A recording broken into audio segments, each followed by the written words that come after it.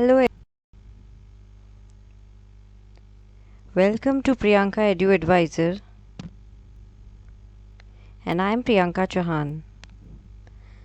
Today we will study class 11th Biology NCERT. We will start Unit 1 today, and the chapter 1 is the living world.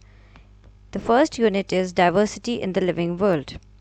This first unit contains 4 chapters. इस unit में 4 chapters हैं: the living world, biological classification, plant kingdom and the animal kingdom.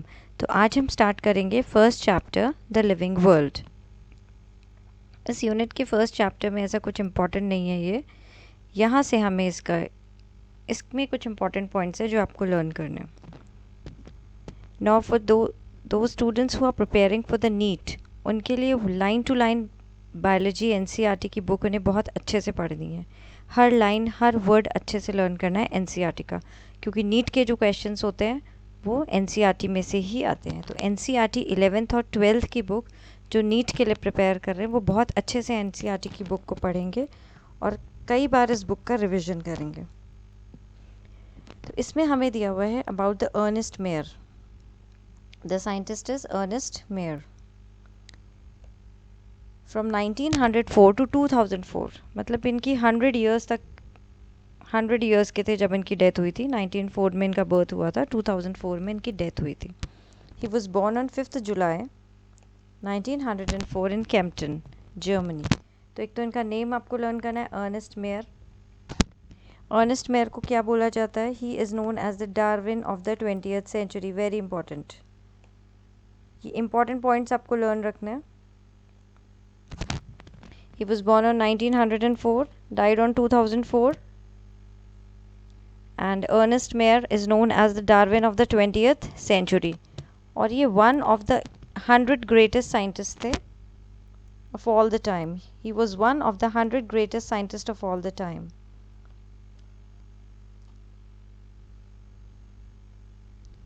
Then he gave, उन्होंने concept दिया था definition of biological species. Very important. This you have to learn. He is known, Ernest Mayr, known as the Darwin of the 20th century, and he gave the definition of the biological species. It was given by Ernest Mayr. Ernest Mayr is also, he was awarded the 3 prizes. Biology में जो बहुत अच्छे prize माने जाते हैं, that's why he is known as the triple crown of the biology. Ernest Mayr, इन्हें 3 prizes मिले थे. द बाल्जन प्राइज इन 1983, इनके आपको नेम्स ध्यान रखने हैं. The international prize for biology in 1994 and the Crafoord prize in 1999. So इनको बहुत ये रिनाउंड प्राइजेस मिले थे. बाल्जन प्राइज, इंटरनेशनल प्राइज और Crafoord prize. That's why he is known as the triple crown of biology. And Mayr died at the age of 100 in the year 2004. Now we'll start the chapter The Living World. Now how wonderful is the living world? Living world बहुत ही wonderful है. Wide range of living types है यहाँ पे. The wide range of living types is amazing. The extraordinary habitats in which we find living organisms could be cold mountains, क्योंकि हर जगह पे living organisms present है, चाहे वो कोल्ड माउंटेन्स हो या डेजर्ट फॉरेस्ट हो, oceans, fresh water lakes, deserts, hot springs जहाँ पे टेम्परेचर ऑलमोस्ट 80 डिग्री 100 डिग्री होता है, वहाँ पे भी कुछ ऐसे ऑर्गेनिजम्स होते हैं जो वहाँ पे रहते हैं, जिन्हें बोलते हैं बैक्टीरिया. वो हॉट स्प्रिंग्स में रहते हैं, वहीं पे रिप्रोडक्शन करते हैं. तो they leave us speechless. The beauty of the galloping horse of the migrating birds. Migrating birds वो होती हैं जो एक जगह से दूसरी जगह पे आ जाती है. जैसे साइबेरिया में जब बहुत ज़्यादा ठंड होती है, रशिया में या आर्टिक सर्कल के उधर, तो वहाँ की जो बर्ड्स हैं उस हार्श कंडीशंस को फेस नहीं कर पाती, तो वो उस टाइम पे ऐसी जगह पे चली जाती हैं माइग्रेट होके जो थोड़ी वार्म प्लेसेस हैं. जैसे वो लोग इंडिया में आ जाती हैं साइबेरियन बर्ड्स उस टाइम पे. यहाँ पे आके उनका ब्रीडिंग सीजन होता है और फिर वो लोग वापस चली जाती हैं. So the valley of the flowers or the attacking sharks evokes awe and a deep sense of wonder. The ecological conflict and cooperation among members of the population and among the population of the community, or even the molecular traffic inside a cell, make us deeply reflect on what indeed is life.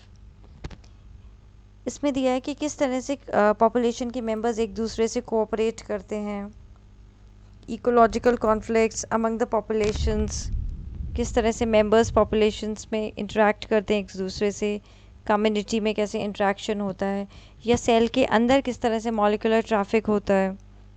तो वो सारी चीज़ें हम यहाँ पे detail में पढ़ेंगे। This question has two implicit questions within it. The first is a technical one and seeks answer to what living is as opposed to the non-living. तो फर्स्ट क्वेश्चन ये है कि लिविंग ऑर्गेनिजम्स क्या है, हम कैसे पता करेंगे कि ये ऑर्गेनिज्म लिविंग है या नॉन लिविंग। और दूसरा कि किस तरह से हम इसको डिफ्रेंशिएट करेंगे whether the living one is different from the non living one. Seeks answer to what the purpose. And the second is the philosophical one, दूसरा philosophical one that seeks answer to what the purpose of life is. इस life का purpose क्या है as scientist. तो आप लोगों को as a scientist सोचना है। We shall not attempt answering the second question, we will try to reflect on what is living. तो हम एज अ साइंटिफिक बेसिस पे सोचेंगे कि what is living. Now when we try to define living, जब हम एक living organisms को define करने की कोशिश करते हैं, हम क्या बोलेंगे कि एक ऑर्गेनिज्म जो ब्रीथ कर सकता है, जो रेस्पिरेशन कर रहा है, जो मूव कर रहा है, मूवमेंट शो कर रहा है, जो रिप्रोडक्शन शो कर रहा है, जो सांस ले रहा है, जो खाना खा रहा है, हम उसको लिविंग बोल देते हैं। तो यहाँ पे एनसीईआरटी में कुछ अलग से पॉइंट्स, डिस्टिंक्टिव पॉइंट्स इन्होंने मार्क करे हैं कि उन्हीं पॉइंट से हम बताएंगे कि whether an organism is living और नॉन लिविंग। तो फर्स्ट हम जो कैरेक्टरिस्टिक्स ले रहे हैं that is the growth.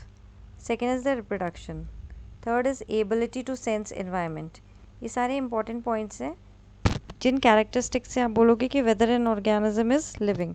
So first is the growth, second is reproduction, third is ability to sense environment and mount a suitable response. Then other one is metabolism, ability to self replicate, self organise को हम cellular organisation भी बोल देते हैं। तो important points हैं, आप इन important points को नोट करके या तो आप यहाँ पे नोट करके रख सकते हैं, otherwise you can make a sticky notes हैं, उन पे आप ये इंपॉर्टेंट पॉइंट्स राइट डाउन कर सकते हैं। Like what are the characteristics of living. So first point you can write है ग्रोथ, रिप्रोडक्शन। तो you can make your sticky notes जिससे आपको दोबारा ये पैराग्राफ ना रीड करना पड़े। इंपॉर्टेंट पॉइंट्स आप वहाँ स्टिकी नोट पे लिख के उनको लर्न कर सकते हो। All living organisms grow. Now first हम पढ़ रहे हैं ग्रोथ। जितने भी लिविंग ऑर्गेनिजम्स हैं वो ग्रो करते हैं। Increase in mass and increase in number, mass में भी इंक्रीज होता है और नंबर में भी इंक्रीज होता है of individuals. They are the twin characteristics of the growth. A multicellular organism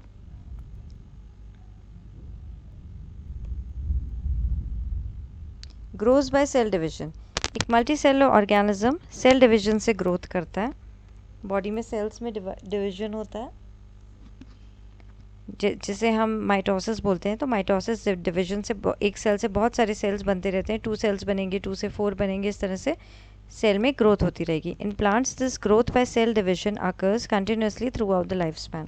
अब प्लांट्स में ये जो सेल डिवीजन, ये जो ग्रोथ है, सेल डिवीजन से जो ग्रोथ हो रही है, ये कंटिन्यूसली रहती है and it happens throughout the life. But in animals this growth is seen only up to a certain age. तो प्लांट्स में एक सर्टेन एज तक ही ये ग्रोथ होती है, एनिमल्स में ये ग्रोथ होती ही रहती है throughout the life. Plants में ये ग्रोथ होती ही रहती है थ्रू आउट द लाइफ और एनिमल्स में ये up to a certain age ही होती है और सर्टेन एज के बाद आके ग्रोथ रुक जाती है। बट जैसे अगर एनिमल बॉडी में कुछ वेयर एंड टेयर होता है, कुछ लग जाती है या फिर बॉडी के किसी पार्ट में लग जाती है, तो सेल डिवाइड करके उस स्किन को या उस बॉडी पार्ट को थोड़ा रिपेयर कर लेता है। However the cell division occurs in certain tissues to replace the lost one. जो कुछ टिश्यूज़ हैं, सर्टेन टिश्यूज़, वहाँ पे सेल डिवीजन होता है, तो जो लॉस्ट टिश्यूज़ हैं, लॉस्ट सेल्स हैं, उनको रिप्लेस करके नए सेल्स बना लिए जाते हैं by the cell division. Unicellular organisms grow by cell division. जो यूनिसेलुलर ऑर्गेनिजम्स है वो सेल डिवीजन से ही ग्रो करते हैं, क्योंकि एक यूनिसेलुलर ऑर्गेनिज्म में क्या होता है, एक सेल से 2 सेल बनते हैं। ये एक सेल है, जब ये डिवाइड करेगा तो ये 2 सेल बनाएगा। तो अब यहाँ पे सेल डिवीजन भी हो रहा है, यहाँ पे ग्रोथ भी हो रही है और यहाँ पे रिप्रोडक्शन भी हो रहा है। एक ही प्रोसेस में ये तीनों सब हो रहा है। यहाँ पे सेल की ग्रोथ भी हो रही है, सेल का रिप्रोडक्शन भी हो रहा है और सेल डिवीजन भी हो रहा है इन unicellular organism. Unicellular organisms division. So one can easily observe this in vitro cultures by simply counting the number of cells under the microscope. In vitro culture का मतलब हुआ outside the body, जो test tubes के अंदर हो रहा है, that is in vitro culture. किसी लिविंग ऑर्गेनिज्म की बॉडी के वो बाहर हो रहा है. तो जब लिविंग ऑर्गेनिज्म के बाहर जब ये इन विट्रो कल्चर किया जाता है, टेस्ट ट्यूब्स के अंदर लैब में किया जाता है, तो जब सेल का नंबर इंक्रीज़ होता है तो ये माइक्रोस्कोप में देखा जा सकता है. In majority of higher organisms and plants growth and reproduction are mutually exclusive events. जो हायर एनिमल्स होते हैं और हायर प्लांट्स होते हैं वहाँ पे ग्रोथ और रिप्रोडक्शन दोनों अलग अलग होते हैं. ये एक ही इवेंट नहीं होता. जैसे हमने यूनिसेलुलर ऑर्गेनिज्म में देखा है कि ये एक ही इवेंट होता है. जैसे ये सेल बड़ा हुआ तो सेल बड़ा होने के बाद ये डिवाइड कर जाएगा, तो यहाँ सेल डिवीजन हो गया, यहीं पे इसकी ग्रोथ भी हो गई और यहीं पे इसकी ये दो में डिवाइड हो गया तो इसका रिप्रोडक्शन भी हो गया. इससे दो नए सेल्स बन गए. जैसे अमीबा है तो अमीबा से दो नए डॉटर अमीबा बन गए. तो ऐसे ही हायर ऑर्गेनिज्म में जो ये रिप्रोडक्शन और ग्रोथ है ये अलग अलग है, ये सेम इवेंट नहीं है. One must remember that increase in body mass is considered as growth. जब बॉडी के मास में इंक्रीज होता है तो उसको ग्रोथ बोला जाता है. और non living objects can also grow. अब नॉन लिविंग ऑब्जेक्ट्स भी ग्रो कर सकते हैं. कैसे ग्रो कर सकते हैं? They can increase in body mass. जैसे कोई माउंटेन है या फिर ये बाउल्डर है या सैंड का माउंड है, जैसे एक सैंड के ऊपर और सैंड इकट्ठी होती जा रही है तो वो जो हीप है, वो जो पाइल है, वो बढ़ती जा रही है. So this is also growth. But ये बाहर की तरफ से हो रहा है तो इसको बोल रहे हैं एक्सट्रिंसिक ग्रोथ. एक्सट्रिंसिक ग्रोथ होता है, ये बाहर की तरफ से ग्रोथ होती है. तो ये कैरेक्टर ग्रोथ फिर नॉन लिविंग में भी आ गया. द बॉडी मास तो इनका भी इंक्रीज हो रहा है. However this kind of growth exhibited by non living objects is by accumulation of the material on the surface, जिसे हम बोल रहे हैं एक्सट्रिंसिक ग्रोथ और आउटर ग्रोथ. और in living organism, very important, living organisms में जो ग्रोथ ये होती है that is the growth is from inside. वो अंदर की तरफ से होती है, इसलिए उसको बोलते हैं intrinsic growth. Growth therefore can not be taken as a defining property of living organisms. तो ग्रोथ को हम कम्प्लीटली लिविंग ऑर्गेनिज्म की एक डिफाइनिंग प्रॉपर्टी नहीं बोल सकते. यहाँ पे हम दो टर्म पढ़ेंगे. एक हम पढ़ेंगे कैरेक्टरिस्टिक पॉइंट और एक हम पढ़ेंगे डिफाइनिंग प्रॉपर्टी और एक कैरेक्टरिस्टिक प्रॉपर्टी. अब इन दोनों में डिफरेंस क्या है?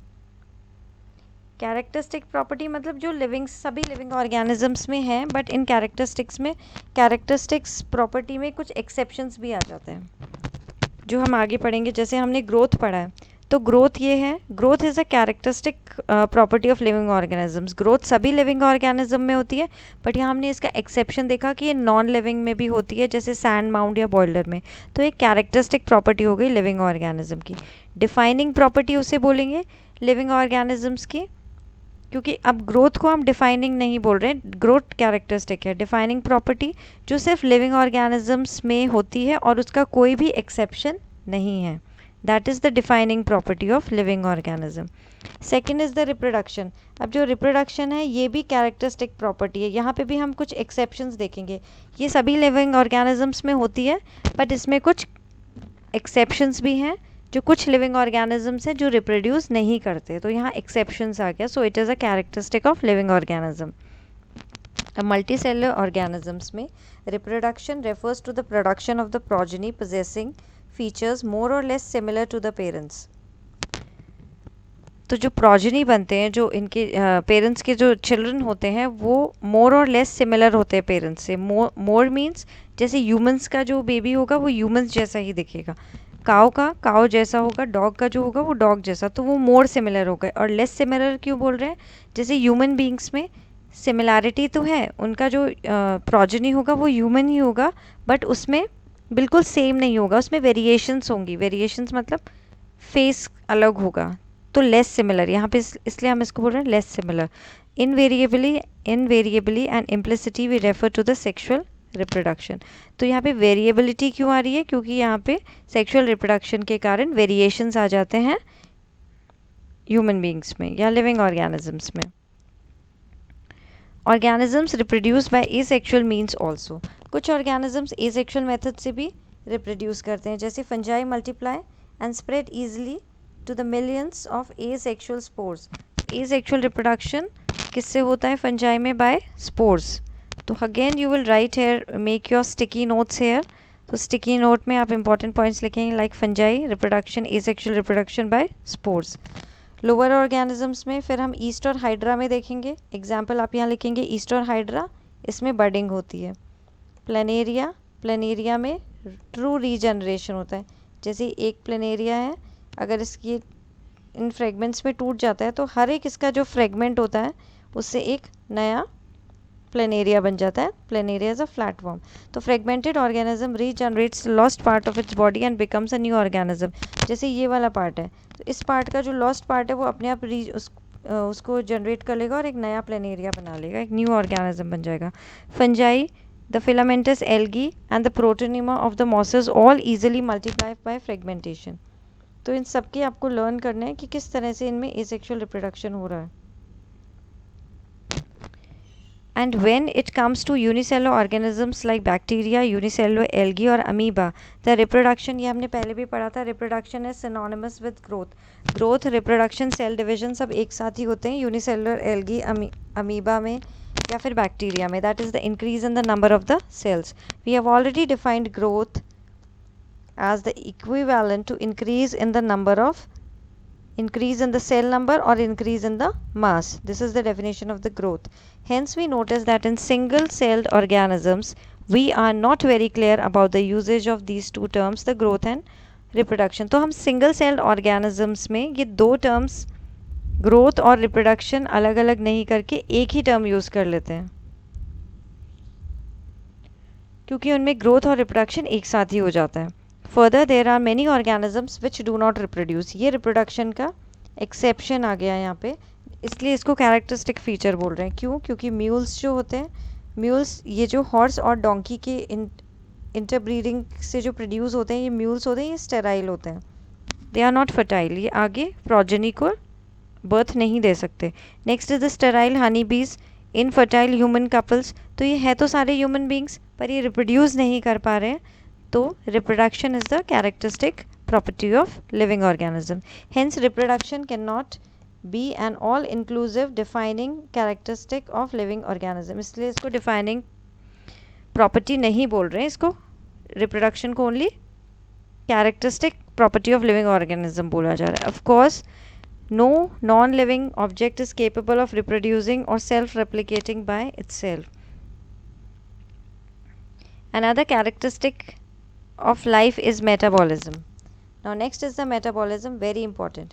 Metabolism क्या होता है? Living organism की body के अंदर जितनी भी reactions हो रही है, the sum total of all the chemical reactions taking place in the living organism is known as metabolism. All living organisms, सारे living organisms chemicals से बने हुए होते हैं. ये chemicals कुछ बड़े हो सकते हैं, कुछ small हो सकते हैं. ये अलग अलग class, size, functions के हो सकते हैं. ये जितने भी केमिकल्स हैं, they are constantly being made and changed into some other biomolecules. तो ये बॉडी के अंदर बनते ही रहते हैं लिविंग ऑर्गेनिजम्स के अंदर, और ये किसी दूसरे मॉलिक्यूल्स के अंदर चेंज भी होते रहते हैं. These conversions are the chemical reactions or the metabolic reactions. ये जितने भी कन्वर्जन्स हो रहे हैं, इनको केमिकल रिएक्शंस या फिर मेटाबॉलिक रिएक्शंस बोलते हैं. There are thousands of metabolic reactions occurring simultaneously inside all living organisms. सभी living organisms के अंदर एक साथ thousands of metabolic reactions body के अंदर एक साथ होती रहती हैं.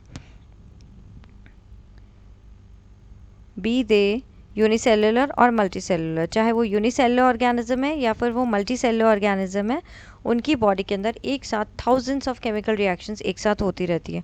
All plants, animals, fungi and microbes exhibit metabolism. सारे प्लांट्स, एनिमल्स, फंजाई, माइक्रोब्स, सबकी बॉडी के अंदर मेटाबॉलिज्म होता है. So this is the definition. The sum total of all the chemical reactions occurring in an body is called metabolism. No non-living object exhibits metabolism. कोई भी non-living object में metabolism नहीं होता. तो हम यहाँ पे बोल सकते हैं कि जो metabolism है ये defining property है of living organism, क्योंकि इसका कोई exception नहीं है. हर living organism के अंदर ये होती है metabolism. Metabolic reactions can be demonstrated outside the body in a cell free system. इसको बॉडी के बाहर भी इसको डिमॉन्स्ट्रेट किया जा सकता है। एक आइसोलेटेड मेटाबॉलिक रिएक्शन जो है, जो बॉडी के अंदर परफॉर्म कराई जा सकती है, टेस्ट ट्यूब के अंदर परफॉर्म कराई जा सकती है, that is neither living nor. Hence while metabolism is a defining feature of all living organism, इसलिए मेटाबॉलिज्म को सभी लिविंग ऑर्गेनिज्म का एक डिफाइनिंग फीचर बताया गया है विदाउट एनी एक्सेप्शन। इसमें कोई भी एक्सेप्शन नहीं होती मेटाबॉलिज्म में। Isolated metabolic reactions in vitro are not living things but surely living reactions. तो अगर ये टेस्ट ट्यूब में परफॉर्म कराई जा रही है मेटाबॉलिक रिएक्शंस इन विट्रो, बाहर बॉडी के बाहर टेस्ट ट्यूब्स के अंदर, they are not living things, ये लिविंग थिंग नहीं है बट श्योरली लिविंग रिएक्शंस ज़रूर हैं, इनको हम लिविंग रिएक्शंस बोल सकते हैं। So the cellular and next is the cellular organisation, ये भी लिविंग ऑर्गेनिज्म का एक डिफाइनिंग फीचर है। Living cellular organisation of the body is the defining feature of the living organism. इसको यहाँ पे डिटेल में एक्सप्लेन नहीं किया है। सेलुलर ऑर्गेनाइजेशन क्या होती है कि जो बॉडी है वो सेल से बनी हुई होती है। सभी लिविंग ऑर्गेनिजम्स की बॉडी सेल से बनी हुई है। बहुत सारे सेल जब एक साथ मिलेंगे तो वो टिश्यूज़ बनाएंगे, दे विल फॉर्म टिश्यूज़। अब टिश्यूज़ जब एक साथ इंटरेक्ट करेंगी तो टिश्यूज़ मिलके बनाएंगी ऑर्गन्स, और ऑर्गन्स जब बहुत सारे ऑर्गन्स सेम ऑर्गन्स मिलेंगे, जैसे डाइजेस्टिव सिस्टम के ऑर्गन्स एक साथ स्टमक हो गया, पेनक्रियाज हो गई, स्मॉल इंटेस्टाइन, लार्ज इंटेस्टाइन, तो वो सब मिलके बनाएंगे ऑर्गन सिस्टम। और सारे ऑर्गन सिस्टम्स मिलके, जैसे respiratory system, digestive system, nervous system, circulatory system, body में जितने भी सिस्टम्स हैं, एक्सक्रीटरी सिस्टम, रिप्रोडक्टिव सिस्टम, जितने भी एक ऑर्गेनिज्म के अंदर जितने भी सिस्टम्स हैं वो सारे मिलके बनाएंगे एक ऑर्गेनिज्म और इंडिविजुअल। इसे हम बोल रहे हैं cellular organisation of the body. तो ये सिर्फ लिविंग ऑर्गेनिजम्स में ही मिलती है सेलुलर ऑर्गेनाइजेशन, या नॉन लिविंग में नहीं होती, इसलिए हम इसको डिफाइनिंग फीचर बोल रहे हैं लिविंग फॉर्म्स का। Perhaps the most obvious and the technically complicated feature of all the living organisms is this ability to sense their environment. सभी living organisms अपनी surroundings में जो surroundings को sense कर सकते हैं, environment को, अपनी surroundings को sense कर सकते हैं, and they respond to these environmental stimuli. तो जो बाहर से जो उनको स्टिमुलाई मिल रहा है, एनवायरमेंटल स्टिमुलाई, उस पर रिस्पॉन्स भी करते हैं। That could be physical form में भी हो सकता है। अब जैसे ह्यूमन बींग्स हैं वो फिजिकली बॉडी से भी शो कर सकते हैं, या जैसे कुछ प्लांट्स है केमिकल रिस्पॉन्स भी होता है, ह्यूमन बींग्स में भी होता है या प्लांट्स में होता है, वो केमिकली रिस्पॉन्ड करते हैं। जैसे प्लांट को कट किया जाता है तो उसमें से कुछ इस तरह के रेजन्स या ये निकलते हैं, एक स्टिकी मटीरियल निकलता है, या बायोलॉजिकल रिस्पॉन्स भी हो सकता है। So we sense our environment through our sense organs. Plant respond to external factors like, अब plants जो हैं ये external factors को भी respond करते हैं, जैसे कि light, water, temperature and other organisms, या फिर pollutants के against भी ये response देते हैं। All organisms from the prokaryotes to the most complex eukaryotes. prokaryotes जो simple organisms होते हैं, जिनकी बॉडी, जिनका न्यूक्लियस वेल डिफाइंड नहीं होता, जैसे कि बैक्टीरिया हो गए, और जो कॉम्प्लेक्स होते हैं जैसे कि यूकैरियोट्स, ये सभी सेंस कर सकते हैं और एनवायरमेंटल कंडीशंस में रिस्पॉन्स कर सकते हैं। Photo period affects reproduction. अब फोटो पीरियड क्या है? फोटो पीरियड है कितना एक ऑर्गेनिज्म को लाइट की ड्यूरेशन मिल रही है उसे, जैसे सनलाइट हो गया या और भी किसी लाइट की हम बात करें, that is the photo period. तो फोटो पीरियड रिप्रोडक्शन को अफेक्ट करता है इन द सीजनल ब्रीडर्स। जैसे कुछ प्लांट्स होते हैं उनमें through out the year flowering होती है, तो वो उनमें through out the year breeding होती है, दे आर द ब्रीडर्स। या कुछ एनिमल्स भी ऐसे होते हैं, बट कुछ ऐसे प्लांट्स ऐसे होते हैं जिनमें सीजनल ब्रीडिंग होती है, या कुछ एनिमल्स होते हैं वो सीजनल ब्रीडिंग होते हैं, जैसे डॉग्स हो गए, तो एक पर्टिकुलर सीजन ही होता है, उस टाइम पे उनमें ब्रीडिंग होती है, they give birth to the young ones. और कुछ प्लांट्स भी ऐसे होते हैं, जैसे पर्टिकुलर जैसे मैंगो का प्लांट हमने ले लिया, तो वो उसमें जो फ्लावरिंग होगी वो समर सीजन में ही आएगी, स्प्रिंग सीजन और समर सीजन में फ्रूट्स बनेंगे। So both plants and animals ये फोटो पीरियड पे डिपेंड करते हैं कि उनको कितनी लाइट मिल रही है, क्योंकि जब समर्स होंगी तो फोटो पीरियड ज़्यादा हो जाएगा, क्योंकि सनलाइट बहुत ज़्यादा टाइम तक मिलती है ऑर्गेनिजम्स को। और जब विंटर्स आ जाएगी तो फोटो पीरियड लेस हो जाएगा, क्योंकि वहाँ पे लाइट कम टाइम के लिए मिल रही है, ड्यूरेशन ऑफ जो सनलाइट रिसीव हो रहा है वो कम टाइम के लिए होता है, क्योंकि उस टाइम जो डे टाइम है, डे टाइम शॉर्ट हो जाता है और नाइट टाइम लॉन्ग हो जाती है विंटर्स में. So all organisms handle chemicals entering their bodies. All organisms therefore are aware of their surroundings. तो सारे ऑर्गेनिजम्स हैं अपनी सराउंडिंग्स के अवेयर होते हैं. ह्यूमन बीइंग जो है सिर्फ एक ऐसा एनवायरनमेंट है तो who is aware of himself, वो खुद के लिए भी अवेयर है. That has the self consciousness. इस प्रॉपर्टी को हम बोल रहे हैं सेल्फ कॉन्शियसनेस, जो सिर्फ ह्यूमन बींग्स के अंदर ही होती है. And it when it come to human beings, it is all more difficult to define the living state. We observe patients lying in the coma. अब जो कोमा में जो पेशेंट्स होते हैं उनको जो सपोर्ट किया जाता है बॉडी को, वो मशीन से उनके ऑर्गन्स को सपोर्ट किया जाता है, क्योंकि हार्ट लंग्स उस टाइम वर्क नहीं कर रहे होते. तो कोमा में जो मशीन्स होती है, मशीन्स ही उनकी बॉडी को सपोर्ट करती है. तो the patient is brain dead. जो कोमा के जो पेशेंट्स होते हैं हम उनको बोल सकते हैं ब्रेन डेड. तो patient has no self consciousness. यहाँ पे पेशेंट में कोई सेल्फ कॉन्शियसनेस नहीं होती है. तो हम उसको यहाँ ना तो उसको लिविंग बोल रहे हैं, ना हम नॉन लिविंग बोल रहे हैं. जो कोमा के जो पेशेंट्स हैं उसको हम बोल रहे हैं brain dead. Now in the higher classes you will come to know that all living phenomena are due to underlying interactions. अब जो living organisms हैं वो interact करते हैं. Property of the tissues, जैसे मैंने अभी explain किया था, tissues are not present in the constituent cells but arise as a result of the interactions among the constituent cells. अब जो cell है, cell बहुत सारे cell मिलके tissues बनाते हैं. तो जो tissues की property वो cell के अंदर नहीं होती, वो सेल के अंदर नहीं प्रेजेंट होती, बट जब वो टिश्यू बनाते हैं, वो इंटरेक्ट करते हैं, जब बहुत सारे सेल्स टिश्यू बनाते हैं तब उनमें वो प्रॉपर्टी आती है. सिमिलरली जो ऑर्गन्स हैं, वो जब बहुत सारे टिश्यूज़ मिलेंगे तो फिर वो ऑर्गन्स बनाएंगे. The properties of the cellular organelles are not present in the molecular constituents of the organelle. Cell का कोई भी ऑर्गेनल है, जैसे माइटोकॉन्ड्रिया, राइबोसोम, क्लोरोप्लास्ट, तो जो उसके मॉलिक्यूलर कॉम्पोनेंट्स हैं उनमें वो प्रॉपर्टी नहीं होगी जो सेल ऑर्गेनल के अंदर है.